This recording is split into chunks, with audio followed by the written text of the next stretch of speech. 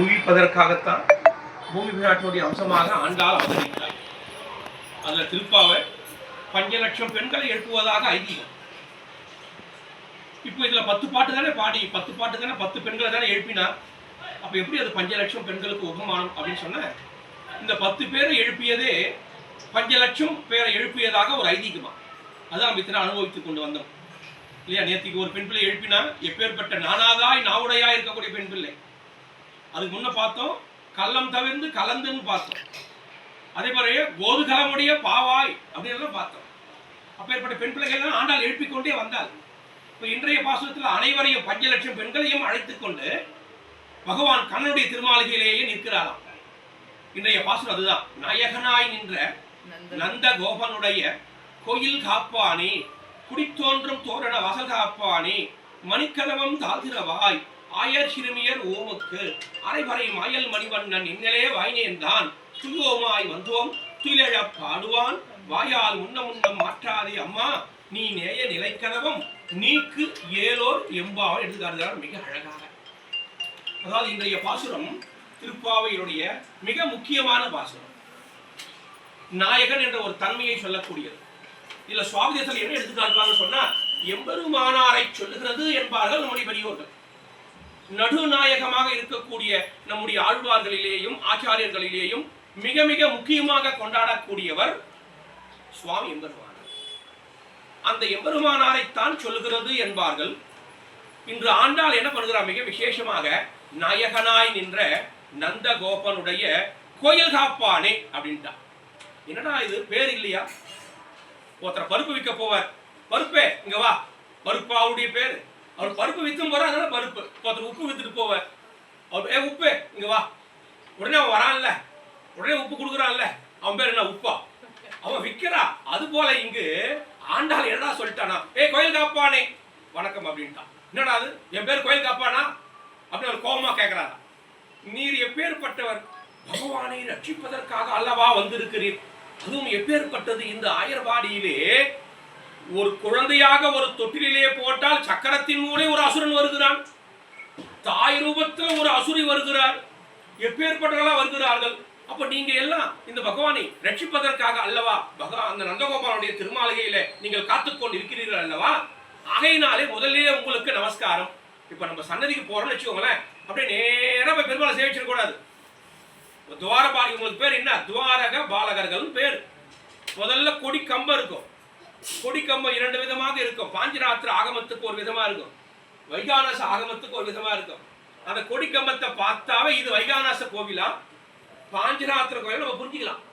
ஏன் சுவாமி ராமானுஜர் இந்த ஆகமத்தின் பிரகாரம் தான் நம்முடைய திவ்ய தேசங்கள் எல்லாம் திருவாராதனங்கள் நடக்கணும், பலிபீடம் முதல்ல இருந்து கொடிக்கம்பம் உள்ளதுன்னு சொன்னா அதுக்கு பேர் பாஞ்சராத்திரம் எடுத்து காட்டுவாங்க. மிக விசேஷமாக கொடிக்கம் முதல்ல பலிபீடம் உள்ளதுன்னு சொன்னா அதுக்கு வைகானாசம் எடுத்து காட்டுவார்கள். இப்ப நம்முடைய திருப்பதி எல்லாம் பாத்தீங்கன்னு சொன்னா வைகானாச கிரமத்துல பெருமாள் பூஜை கிரமங்கள் ஆய்கொண்டு இருக்கின்றன. இங்கெல்லாம் பார்த்து சொன்னா பாஞ்சிராத்திர கிரமத்தில் ஆய்கொண்டு இருக்கின்றன. பாஞ்சிராத்திரி 5 விதமான ராத்திரியிலே ரிஷிகளை வைத்துக் கொண்டு அதற்காக சில விசேஷமான மந்திரங்களை எடுத்து காட்டினாராம். ஆகையால் பாஞ்சராத்திர விதமாக எம்பெருமானுக்கு பூஜை பண்றதுன்னு ஒண்ணு, வைகானாசக்கிரமாக பூஜை பண்றதுன்னு ஒண்ணு. அப்ப போனாங்க என்ன இருப்பாங்க, இந்த பக்கம் துவாரபாலர்கள் 2 பேர் நிற்பாங்க இல்லையா, அவங்களுக்கு பேர் தான் கோயில் காப்பான். முதல்ல அவங்களுக்கு தான் முதல்ல நமஸ்காரம் நம்ம சொல்லணும். அவங்க இப்படி நிற்பாங்க, ஒரு வரல கையில ஒரு கதாயுதம் இருக்கும், ஒரே வரல என்ன, ஒரே பரபிரமம் உள்ளே உள்ளான், இந்த ஒருவனையே நீங்கள் வணங்குங்கள், அப்பதான் நீங்க சீக்கிரம் பகவானை அடைய முடியும்.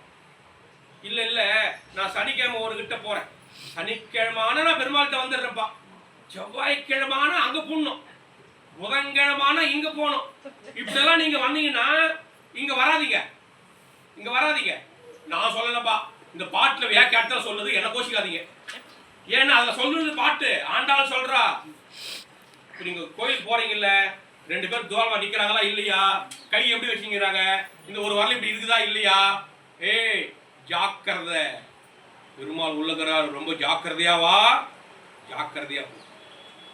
அது மட்டுமல்ல, அந்த ஒருவன் தான் எம்பெருமான், மற்ற அனைத்தும் அவனுக்கு ஆட்பட்ட அடிமைகள். சொல்லிட்டார் இல்லையா, நான்முகனை நாராயணன் படைத்தான், தான்முகமாய் சக்கரனை தான் படைத்தான், அந்தாதி மேலிட்டின் ஆழ்பொருள். இது எப்பேற்பட்ட ஆழ்ந்த பொருள் அல்லவா. மிக உண்மையான பொருள் அல்லவா, வேதத்திலே மறைந்து கிடக்கின்ற பொருள் அல்லவா, அந்த பொருள் உங்களுக்கு சொல்லுகிறேன். அப்போ நம்ம ஒரு கலெக்டரை பார்க்குறோன்னு சொன்னா, ஒரு முதலமைச்சரை பார்க்குறோன்னு சொன்னா நேராக உள்ள விட்டுருவாங்களா? போடான்னு போய் ஜெயிலில் போட்டுருவாங்க.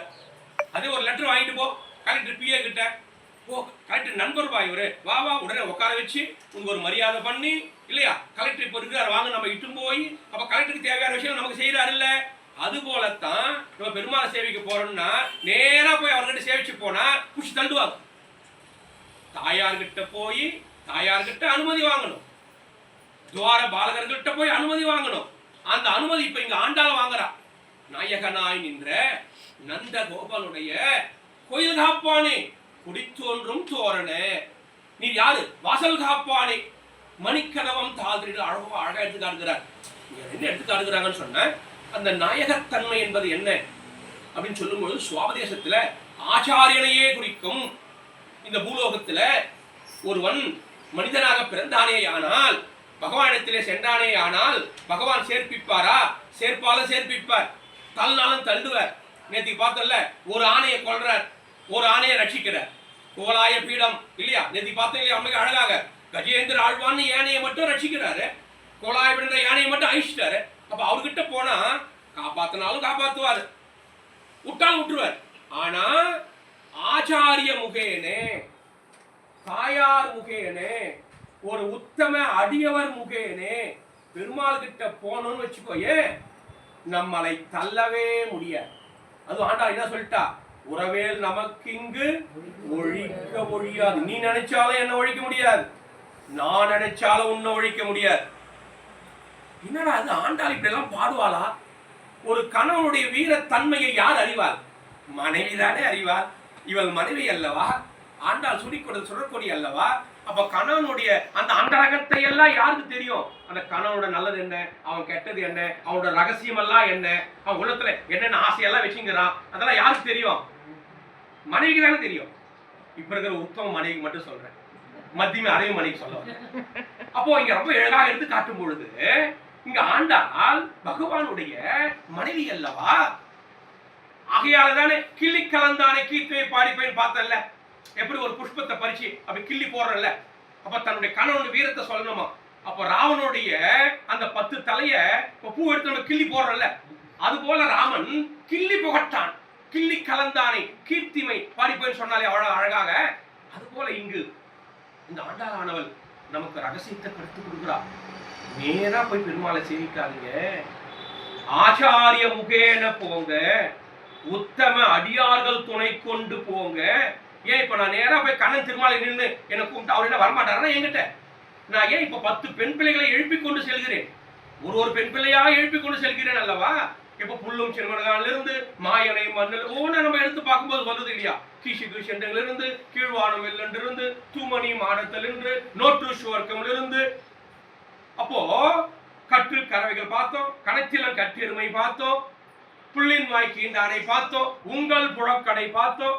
நேத்திக்கு பார்த்த எல்லே இளங்கிலேயே இன்னும் உறங்குதியோ, ஒருத்தர போ தூங்கிங்கிற அவரை தட்டி எழுப்பிட்டு, என்ன நீ தூங்குறியா, எவ்வளவு கோபம் வரும் அவருக்கு, இது மேல்வட்டமா ஆனா உள்வட்டமா, நீ மட்டும் பகவான் அனுபவிக்கிறியே, எங்களுக்கெல்லாம் சொல்லிக் கொடுக்க கூடாதா, எங்கெல்லாம் அழைத்து செல்லக்கூடாதா? நம்ம அனைவரும் தான் பெருமாளை சேவிக்க போனோம், கூடி இருந்து குளிந்தோதான் நம்ம சம்பிரதாயம் அல்லவா. அப்ப நாம் மட்டும் பகவானிடத்திலே சென்றோமே ஆனால் பகவானுக்கு சந்தோஷம் இருக்காது. ஆனால் நாம் உத்தம அடியாரோடு, அதனால தான் பெரியாழ்வார் நமக்கு என்ன அழகாக எடுத்து காட்டினார், தீயிர் பொழிகின்ற செஞ்சுடர் ஆழி. நீங்க பெருமாள் கிட்ட போகணும்னு சொன்னா பஞ்ச சமஸ்காரத்தை முதல்ல பண்ணிக்கோங்க. சங்கு சக்கரன்னு ஒண்ணு இருக்கு, எப்போ 5000 ஆண்டுகளுக்கு முன்பு சொல்றார் யார், பெரியாழ்வார். தீயிர் பொழிகின்ற செஞ்சுடர் ஆழி திகழ்திரு சக்கர் உன் கோயிற் பொறியாலே ஒற்றொன்று நின்று குடிகுடி ஆட்சி செய்கின்றோம். அப்ப இவ்வளவு அழகா சொல்லிட்டு போயிருக்கிறார் இந்த இடத்துல. அப்ப இதையெல்லாம் துணை கொண்டு பகவான் கிட்ட நாம போய் நின்னு வச்சுக்கோயே, பெருமாள் இப்படி பார்ப்பார், இப்படி பார்ப்பார், இப்படி பார்ப்பார். நம்ம சங்கு சக்கரத்தை முதல்ல பார்ப்பாராம். சங்கு சக்கரத்தை பார்த்த உடனே அப்படியே கண்ணை மூடிட்டு வா வா அணைத்துக் கொள்வாராம். யாரு, பகவான். ஆகையினால்தான் உத்தம அடியார்களோடு ஆச்சாரிய முகேனோடு பஞ்ச சமஸ்காரத்தை பண்ணிக்கொண்டு நாம் பகவானிடத்திலே சென்றோமே ஆனால் பகவான் நம்மை ஆலிங்கனம் பண்ணிக் கொள்கிறார். அது இல்லாம எனக்கு எல்லாம் தெரியும், 4 வேதம் தெரியும், 4 ஆயிரம் தெரியும், நான் இப்பேற்பட்ட உயர் குலத்துல பிறந்திருக்கிறேன், என் நீ காப்பாற்றணும், அவங்ககிட்ட போய் வணங்கணும்னு வச்சுக்கோ, ஒரு தள்ளுவார். நீ உயர் குலமாக இருக்கலாம், 4 வேதங்கள் தெரியலாம்.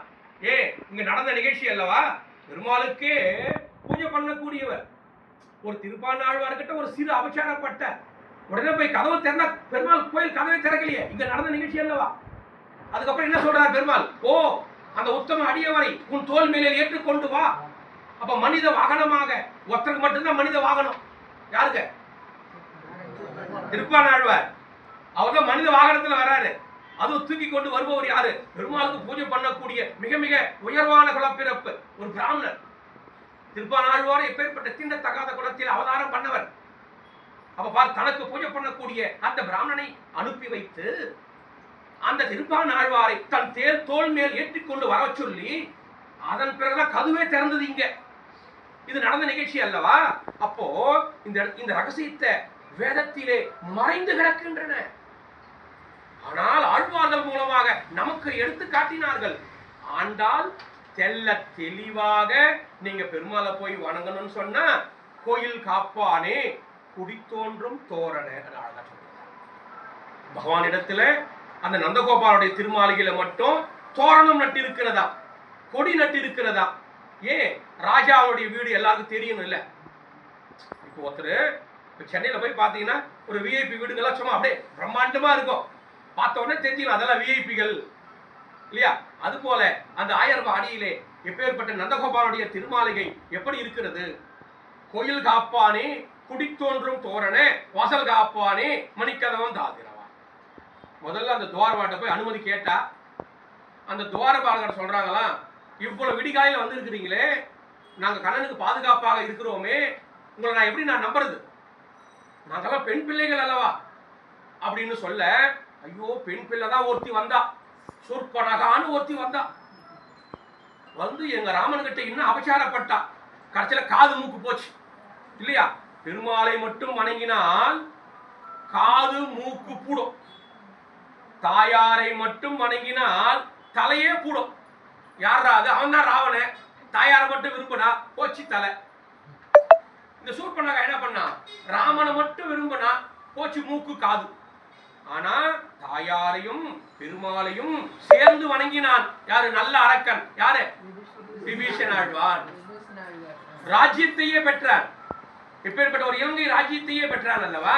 இந்த ரகசியத்தை இவன் தெரிந்தவன். அப்ப இந்த துவாரபாலகர் என்ன சொல்றாங்க, நீங்க பெண்கள் வேஷத்துல வந்துக்கிறீங்களோ எங்களுக்கு தெரியாது, எங்க கண்ணனுக்கு நாங்க பாதுகாப்பாக இருக்கணும், நாங்க கதவெல்லாம் திறக்க மாட்டோம், நீங்க போங்க. அந்த துவாரபாலகர்கள் சொல்ல, ஐயோ அப்ப நம்ம கூட பெருமாளை போய் சேவிச்சா இப்படியா நடக்குமா? கண்டிப்பா நடக்கும், நமக்கே தெரியாது, நம்ம என்னமோ போறோம், நம்முடைய ஊனக்கண்ணுக்கு என்ன தெரியுது, அவருடைய சங்கு சக்கரங்கள் தெரியுது, பெருமையை சேவிக்கணும். ஆனா பகவானுடைய அந்த கருணையானது ஆச்சாரி முகேன போனா வெள்ளமடியாக வரும். அதுபோல இப்ப இங்க ஆண்டாள் ரொம்ப அழகாக எடுத்து காட்டுகிறான். நாயகனாய் நின்ற நந்தகோபனுடைய கோயில் காப்பானே, நீர் எப்பேற்பட்ட குடி தோன்றும் தோரண வாசல் காப்பானே, எங்களுடைய குலக்குடிக்கு நீர் அல்லவா தலைவர், எங்களை எல்லாம் பார்த்தா அப்படியா தெரியுது.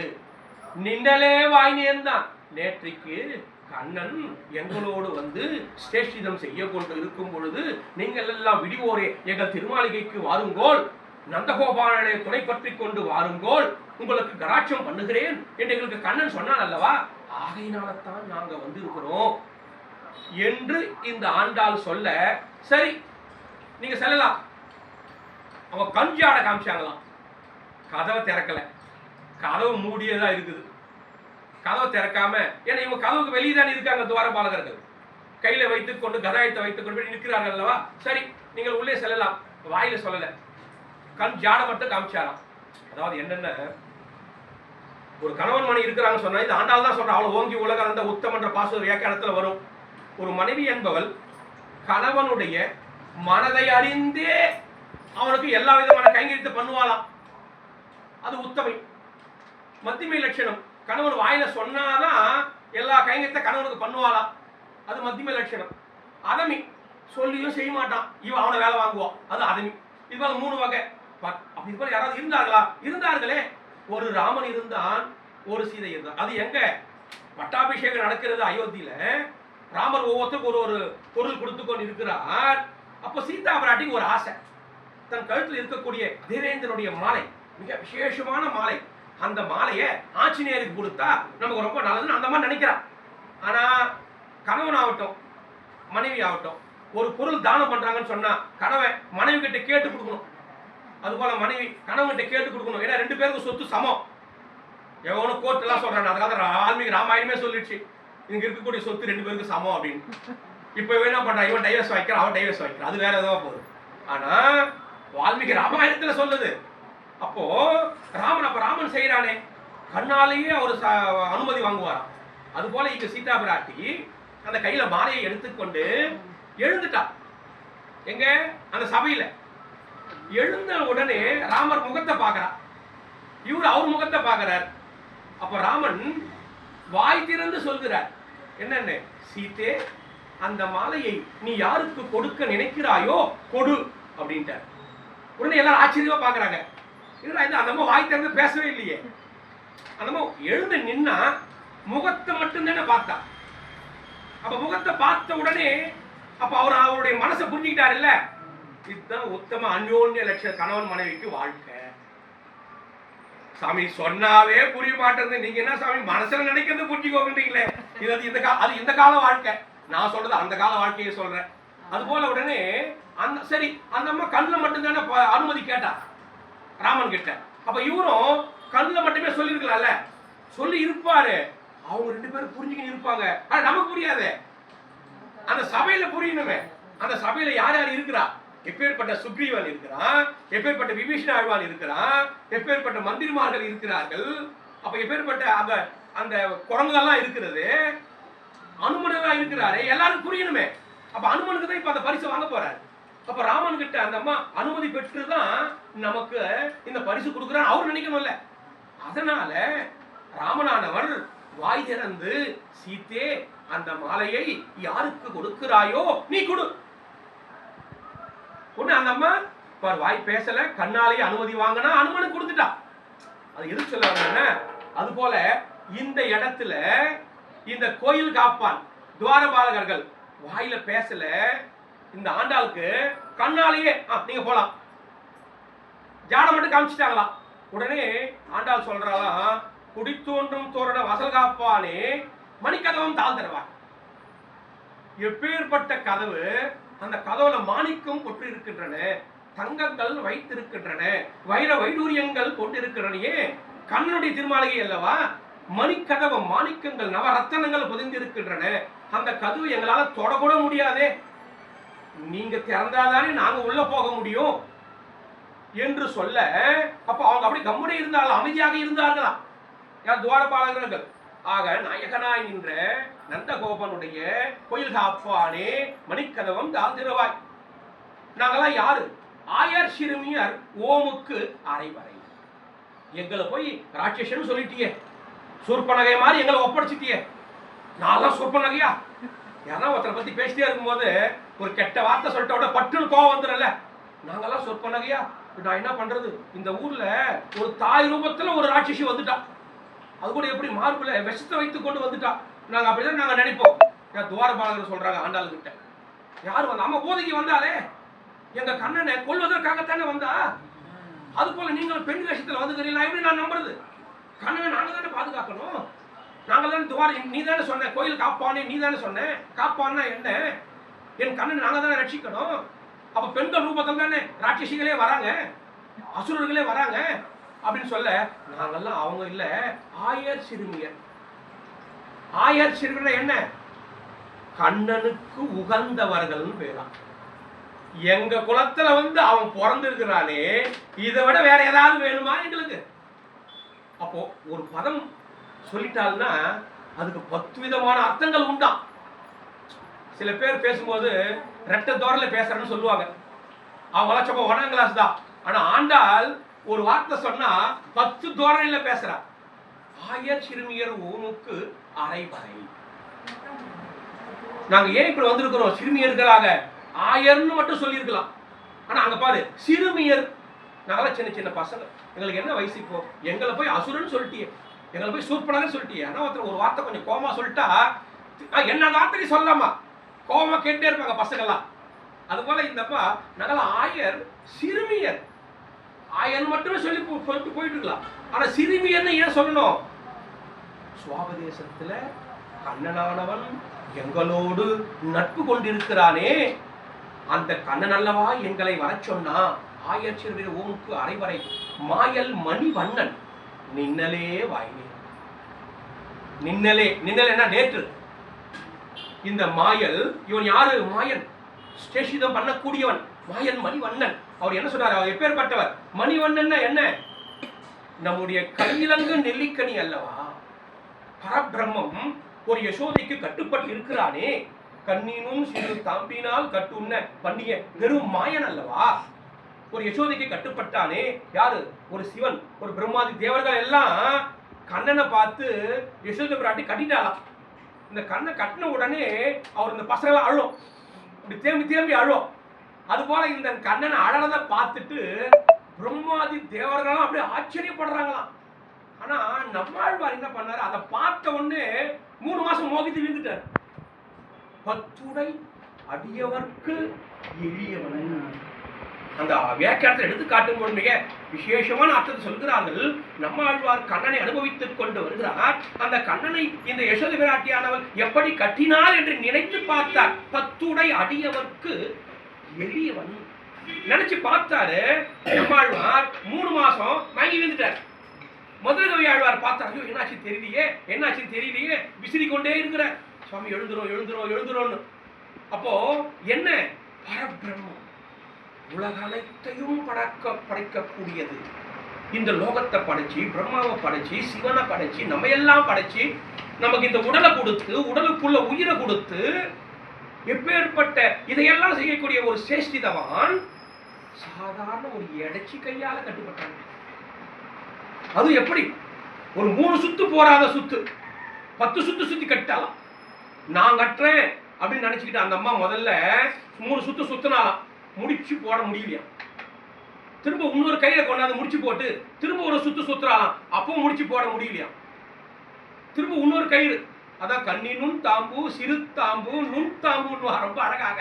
ஐயோ நான் உன்னை என்னதான் பண்ணுவேன், உன்னை கட்டவும் முடியல, உன்னை அடிக்கவும் முடியல. அந்த அம்மா அப்படியே அழுதாலும்.